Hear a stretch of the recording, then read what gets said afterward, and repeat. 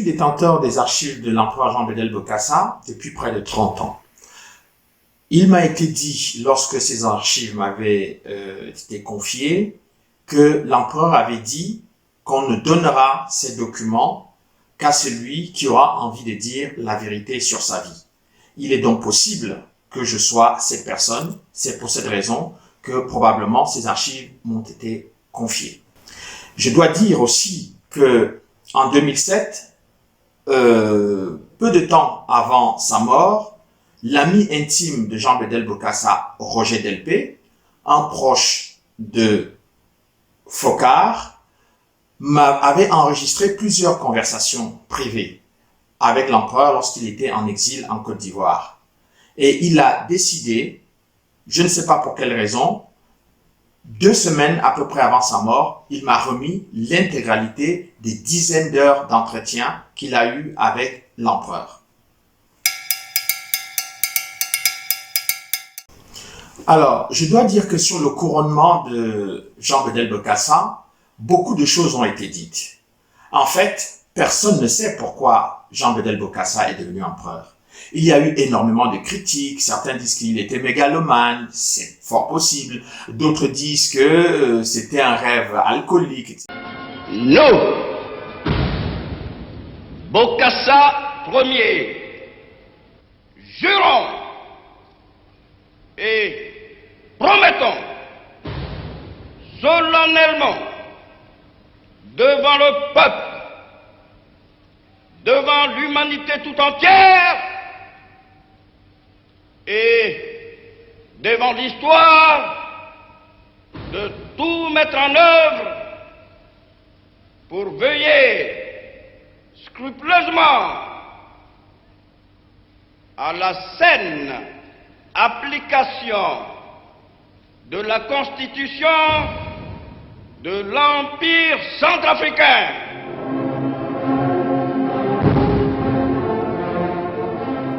Ce qui est nécessaire de rechercher dans ce couronnement, c'est l'histoire personnelle de Bokassa. Bokassa est un enfant qui a énormément souffert. Il est resté orphelin à l'âge de pratiquement 6 ans.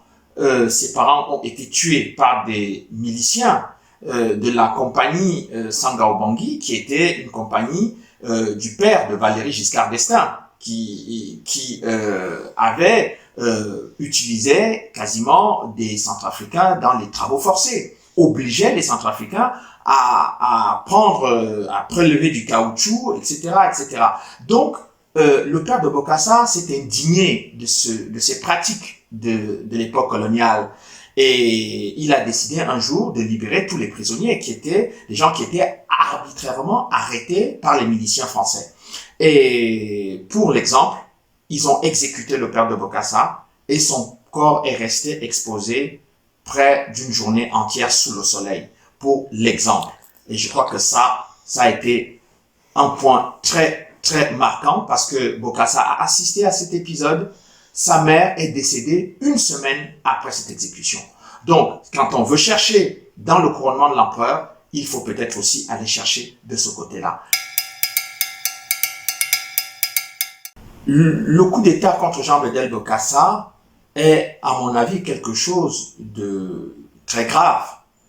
Jacques Foccart a qualifié ce coup d'État de Valéry Giscard d'Estaing d'expédition coloniale. Donc, venant de Foccart, je pense qu'il sait très bien de quoi il parle. En fait, on n'a pas de raison claire, de mobile clair sur ce qui a amené Giscard d'Estaing à renverser Jean-Bédel Bokassa. Mais je crois surtout que cette affaire n'est pas une affaire d'État, c'est une affaire privée. Et Bokassa a effectivement un certain nombre dans ses confidences à Roger Delpé, il explique que c'était plutôt une affaire privée, une affaire personnelle. Ce qui me conforte dans l'idée que c'est une affaire privée et pas une affaire d'État, c'est que immédiatement, lorsque les services de renseignement, les services secrets français vont renverser Bokassa en 1979, ils se livrent à la fouille de son bureau, de ses coffres-forts, et on récupère à la fois ses biens, mais surtout beaucoup de documents. Et de ce que je sais, des confidences qui m'ont été faites à la fois par Roger Delpé et Roger Olindre, donc c'est tout ce qui était très proche de Bokassa, c'est que finalement, il y avait beaucoup de documents compromettant Valéry Giscard d'Estaing dans ces coffres-forts. Donc, il était important de faire le ménage dans tous ces coffres-forts et dans tous ces documents pour qu'il ne reste pas trace de ce que les renseignements généraux savaient déjà de ce que Valéry Giscard d'Estaing faisait en République centrafricaine sous le règne de l'empereur Bokassa.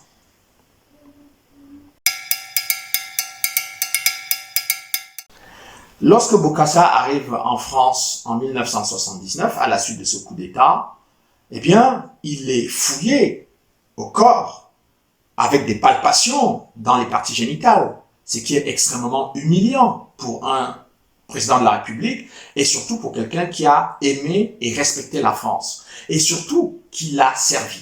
Et il a servi quand? Il a servi dès 1940, au moment où les nazis occupaient le territoire français. Donc Bokassa est parmi les premiers tirailleurs africains qui décident de rejoindre le général de Gaulle, c'est-à-dire la France libre, pour résister contre l'occupation allemande.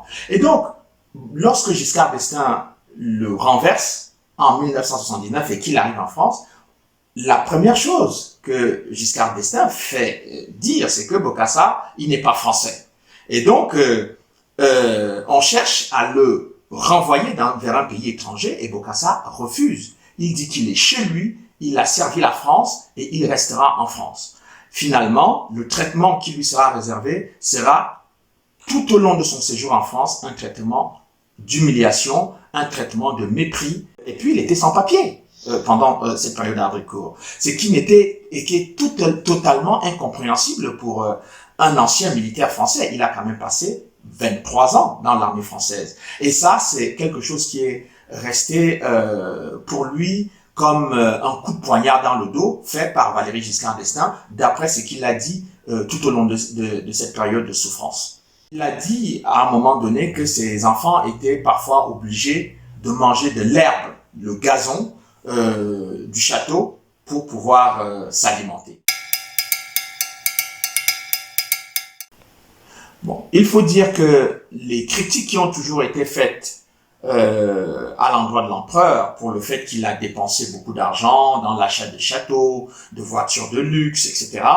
Eh bien, c'est quelque chose qui relevait, bien sûr, de sa propre mégalomanie, de beaucoup de comportements négatifs dans son rapport à l'argent, dans son rapport aux biens matériels. Mais on ne peut pas détacher ça du rôle et des Français qui étaient autour de lui, parce que Bokassa avait des conseillers français, beaucoup ont participé dans l'achat de ces châteaux. J'ai vu dans ses archives personnelles beaucoup de documents de Français qui le représentaient dans l'achat de somptueux châteaux en France. Donc, il est difficile d'accuser Bokassa d'être ce qu'il a été sans montrer également le rôle des Français qui étaient ses conseillers et qui l'ont soit conseillé à acheter ces châteaux, soit poussé absolument à le faire. Bernard Tapie a joué un rôle important dans la tentative de spoliation de l'empereur. Les tribunaux avaient considéré que l'attitude de Bernard Tapie à l'égard de Bokassa dans la tentative de prendre ses biens était une attitude malhonnête et déloyale. Tapie lui-même avait dit à l'époque qu'il avait décidé de monter un coup sur les biens de Bokassa. Donc, je pense que c'était un moment de fragilité extrême pour l'empereur. Et Bernard Tapie a utilisé cette faiblesse, ce moment de grande faiblesse, pour essayer de lui ravir tous ses biens. Mais comme les tribunaux français se sont opposés, mais aussi les tribunaux ivoiriens, finalement, Bernard Tapie a quand même récupéré beaucoup de voitures de luxe. Et ça, j'ai retrouvé dans les archives de l'empereur une lettre détaillée de son fils qui explique le nombre de véhicules que Bernard Tapie avait pu prendre quand il avait su que les tribunaux allaient s'opposer à sa tentative d'escroquerie. Bokassa a dans ses archives un certain nombre de correspondances qui disent que Valéry Giscard d'Estaing, l'ancien président de la République française, a eu des relations très étroites avec son épouse, Catherine, l'impératrice Catherine. Et ça a fait l'objet à l'époque de débats. Les gens étaient plutôt très réservés sur ce point-là, mais dans les confidences qu'il fait à Roger Delpé et auxquelles j'ai eu accès, il donne énormément de détails.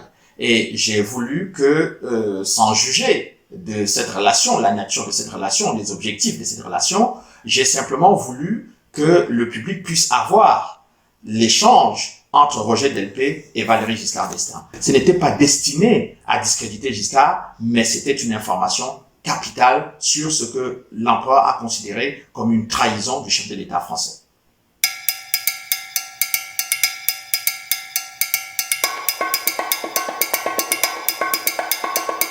Moi, je pense qu'on pourrait connaître la vérité par cette fameuse Madame Connétable. Mais absolument.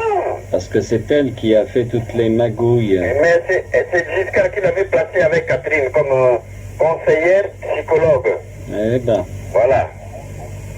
Et elle est restée avec Catherine dans notre pays là-bas 4 années. 4 années alors que j'étais ami de Giscard. Or, comme c'est Giscard qui l'avait placée, Giscard donc s'efforçait de connaître où en était l'évolution de l'éclatement, de mon éclatement avec Catherine et de ce que Giscard allait faire. Oui. Alors Madame Connétable sait beaucoup de choses, Bien sûr. beaucoup, et je regardais encore dans le dossier, j'ai retrouvé tous les documents qui attestent le séjour de Catherine dans une clinique à Paris 16e, où on lui a fait un curetage après que Giscard l'avait foutu enceinte.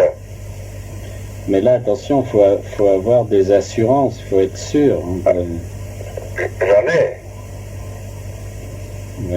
Évidemment, j'en ai, puisque Catherine elle-même, quand elle était en clinique Hartmann, l'Élysée lui a envoyé des gerbes de pleurs, des pleurs, l'Élysée lui a envoyé des pleurs, et même Giscard même est venu lui rendre visite à Hartmann.